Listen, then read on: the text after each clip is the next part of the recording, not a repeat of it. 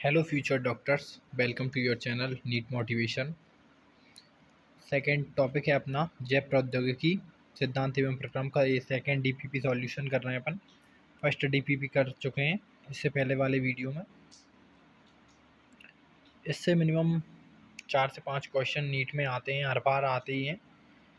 लगभग 20 नंबर का ये पार्ट हो जाता है अपना। तो स्टार्ट करते हैं। एक डीपीपी अपन सॉल्व कर चुके हैं, सेकेंड सॉल्व कर रहे हैं। अपना फर्स्ट क्वेश्चन है, पॉलीमरेज श्रृंखला अभिक्रिया तकनीक किसके लिए उपयोगी है? तो डीएनए की पहचान के लिए नहीं है, डीएनए की मरम्मत हेतु नहीं है। इसका सही आंसर है डीएनए के आवर्तन हेतु, यानी डीएनए को और ज़्यादा प्रतिकृतियाँ बनाई जाती हैं इसके द्वारा। तो थर्ड आंसर इसका सही हो जाएगा। एक न्यूक्लिक अम्ल का टुकड़ा जिसका उपयोग जीन की स्थिति पता करने के लिए किया जाता है, इसमें जीन व न्यूक्लिक अम्ल के टुकड़े का संकर बनाया गया है, इसे कहते हैं, इसे डीएनए प्रोब बोलेंगे।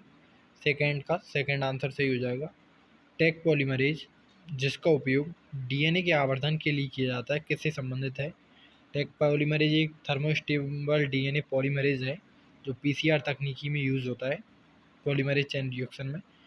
अगला क्वेश्चन है, पॉलीमरेज चेन रिएक्शन तकनीक में 6 चक्र बाद डीएनए सैंपल की कितनी प्रतिलिपियां बनेंगी? फर्स्ट चक्र में 2 बनती हैं, सेकंड चक्र में 2 से 4, 4 से 8, 8 से 16, 16 से 32, 32 से 64। तो 6 चक्र बाद 64 प्रतिलिपियां बन जाएंगी। अगला क्वेश्चन है, रिकॉम्बिनेंट डीएनए बनाने के कुछ पद नीचे दिए गए हैं, इसमें क्या गलती है? गलती देखना है अपन को। Cut with restriction enzyme, cut with restriction endonuclease. First and second, इसमें एक ही रेस्ट्रिक्शन एंजाइम का उपयोग करना था, क्योंकि जो अपन प्रोब डीएनए काट रहे हैं उस पर अगर अलग अलग एंजाइम का यूज करेंगे तो अलग अलग जगह से काटेगा। एक जगह से काटना है अपन को, एक जैसा जोड़ना है, इसलिए एक ही एंजाइम का यूज करना पड़ेगा। इसके लिए इसमें गलती ये हो गई कि 2 अलग अलग रेस्ट्रिक्शन एंजाइम उपयोग में लिए गए। फोर्थ आंसर सही है। पॉलीमरेज एंजाइम सम्मिलित नहीं किया गया, पॉलीमरेज एंजाइम इसमें सम्मिलित किया गया है, इसमें कोई गलती नहीं है। केवल एक ही खंड निवेशित किया गया है, दोनों खंड निवेशित किए गए हैं। मेमिलियन डीएनए को द्विलड़ी बताया गया है, द्विलड़ी होता है। इसके लिए गलत तो ऑप्शन हो जाएगा, 2 अलग अलग रेस्ट्रिक्शन एंजाइम उपयोग में लिए गए हैं, एक कमी कर दी इसमें। थर्मल साइकिल किस तकनीक के अंतर्गत सम्मिलित है? थर्मल साइकिल पीसीआर तकनीक में आती है, सेकंड आंसर सही हो जाएगा। रिकॉम्बिनेंट डीएनए तकनीक में निम्न में से किस विधि का उपयोग पोषक कोशिका में डीएनए को उपयोग करने में नहीं किया जाता? ट्रांसडक्शन किया जाता है स्थानांतरित करने के लिए, रूपांतरण, इलेक्ट्रोपोरेशन, तीनों कर दिए जाते हैं, लेकिन संयुग्मन नहीं किया जाता। तो सेकंड आंसर हो जाएगा। पीसीआर तकनीक का उपयोग की जाती है आपराधिक खोजबीन में, फॉरेंसिक साइंस में पीसीआर का किया जाता है। जैसे कहीं पे कोई क्राइम हुआ है तो उसका नमूना जो मिलेगा उसमें हमको बहुत थोड़ा सा मिलेगा। जैसे क्रिमिनल का बाल मिला, नाखून मिला, तो उसमें डीएनए बहुत कम होगा, उसे अपन पीसीआर में यूज करेंगे तो उसकी कई सारी प्रतिलिपियां बन जाएंगी उसके डीएनए की, तो आसानी होगी। अपन को फॉरेंसिक साइंस में यूज होता है इसका। इलेक्ट्रोपोरेशन कही जाने वाली क्रिया विधि में क्या होता है? तो पोस्वा फ्लोएम, फ्लोएम आ गए यहाँ पे, हुई गई नहीं। रात में कृत्रिम प्रकाश संश्लेषण, ये भी नहीं होगा।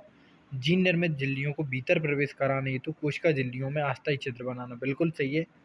झिल्ली तंत्र की सहायता से खरे पानी का शोधन ये कराता है, इसका थर्ड आंसर सही है।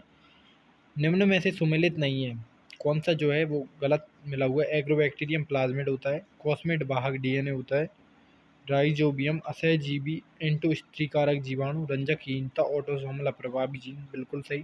तो इसका सही आंसर जो है सुमेलित नहीं है, राइजोबियम जो है सहजीवी एंटो स्त्रीकारक जीवाणु होता है, लेकिन इसमें असहजीवी दे रखा है, अतः ये वाला गलत हो जाएगा। थर्ड आंसर इसका सही है। पारजीनी जंतुओं में लक्ष्य ऊतक में पारजीन की अभिव्यक्ति किसके द्वारा निर्धारित होती है? संवादक, reporter, enhancer, transgene promoter, promoter इसका आंसर सही है। और नायक फोर्थ आंसर सही है। डीएनए लाइगेज एंजाइम किसका उत्प्रेरण करते हैं?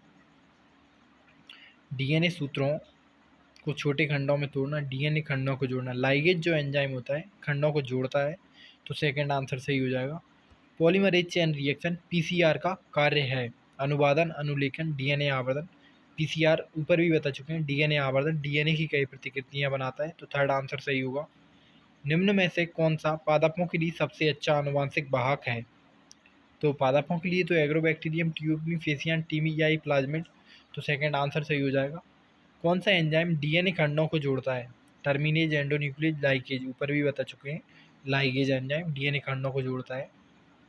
एक रेस्ट्रिक्शन एंडोन्यूक्लियस को इकोआर1 का नाम दिया गया है, इसमें सीओ किसके लिए है? तो इसका कोलाई होता है, ई कोलाई रेस्ट्रिक्शन एंडोन्यूक्लियस होता है, इसलिए इकोआर1 बोला जाता है। सीओ का मतलब कोलाई होता है इसमें। फोर्थ आंसर हो जाएगा।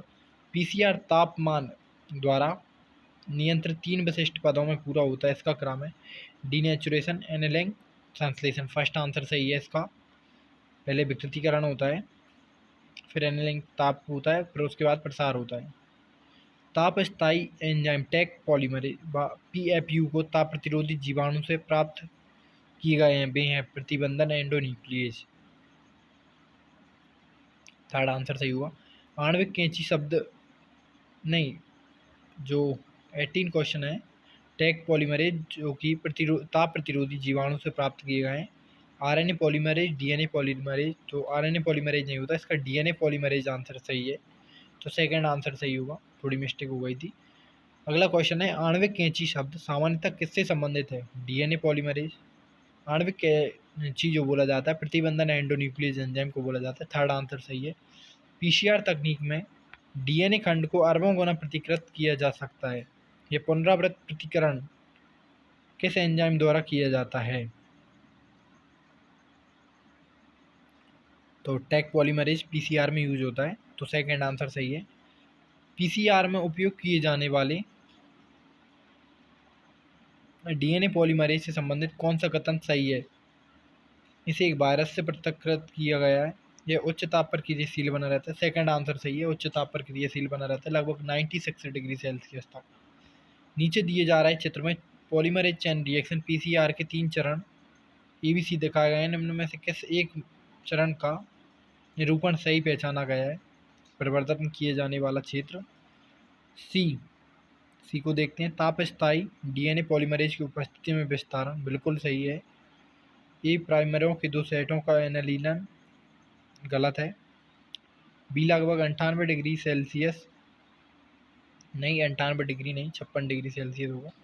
ए लगभग 50 डिग्री सेल्सियस, ये भी गलत है। तो फर्स्ट आंसर इसका सही हो जाएगा, सी ताप स्थायी डीएनए पॉलीमरेज की उपस्थिति में विस्तारण है। किसी डीएनए की क्लोनिंग वाहक के रूप में उपयोग होने के लिए सबसे महत्वपूर्ण आवश्यकता होती है ओआरआई की श्रृंखला, उसमें ओरिजिन का मूल होना जरूरी है। रेप्लिकेशन ओरिजिन मूल ओआरआई, फोर्थ आंसर सही होगा। पीसीआर के सही क्रम को पहचानिए। तो तापानुशीलन, निष्क्रियकरण, प्रसार। निष्क्रियकरण, तापानुशीलन, प्रसार।